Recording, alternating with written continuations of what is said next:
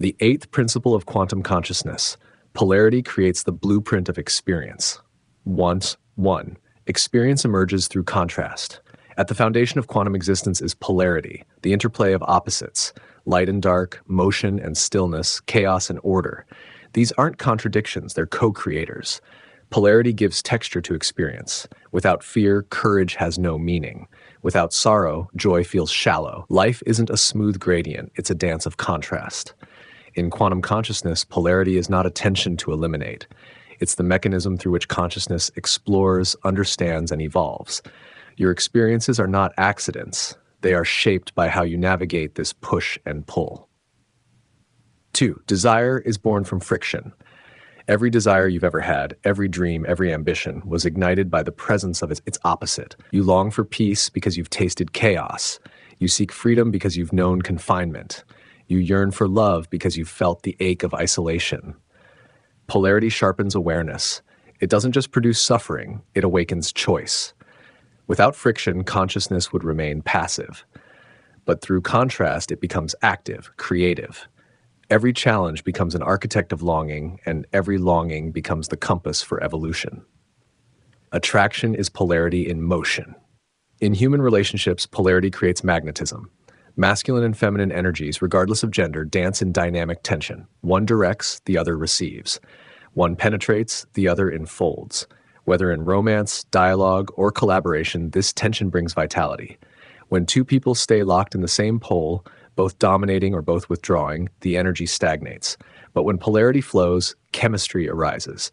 The soul recognizes motion, and experience becomes electric. Attraction isn't just chemistry, it's energetic choreography. 4. Suffering is the tension between poles. Many forms of suffering emerge when polarity is misunderstood or resisted.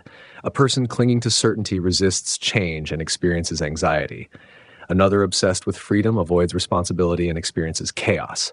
The suffering is not from polarity, it's from fixation. The conscious being learns to move between poles without attachment. They allow stability and change, solitude and connection, structure and flow. They don't identify with a side, they ride the wave. And through that motion, suffering gives way to insight. 5. Example, the artist and the blank canvas. An artist stares at a blank canvas and feels both terror and excitement. The terror is the void, uncertainty, failure, judgment. The excitement is the potential, beauty, expression, creation. Both forces pull at once. If they run from fear, they avoid the canvas. If they ignore possibility, they paralyze. But if they embrace both, the fear as initiation, the desire as fuel, they begin to paint. The polarity doesn't disappear, it becomes the rhythm of creation. This is how all art is born, between resistance and release. 6. Emotional intelligence as polarity literacy. Emotionally mature individuals understand the polarity behind each reaction. Anger may hide grief, confidence may veil insecurity, love often rides alongside fear of loss.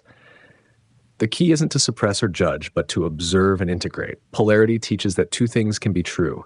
I'm terrified and ready. I'm grieving and growing. I hurt and still choose love. This dual awareness expands consciousness. It deepens relationships. It invites a fuller, more real experience of being human. Dr. 7. Decision-making as navigating poles. Every meaningful decision involves polarity. Safety versus risk, logic versus intuition, present comfort versus future growth. The unaware person gets stuck, paralyzed by the pull of both. But the conscious architect asks, which pole serves the blueprint I'm building? They don't demonize fear or glorify impulse. They weigh, they feel, and they act from alignment. This navigation becomes intuitive over time. Not because polarity disappears, but because rhythm replaces confusion. You no longer get dragged, you learn to steer. 8. Polarity in inner dialogue and self-growth. Inside each person is a dialogue of opposites, the inner critic and the inner cheerleader, the child and the adult, the past self and the becoming self. Growth happens when you stop identifying with one and start listening to both. Your ambition wants expansion. Your fear wants protection. When you listen to both, a higher intelligence emerges.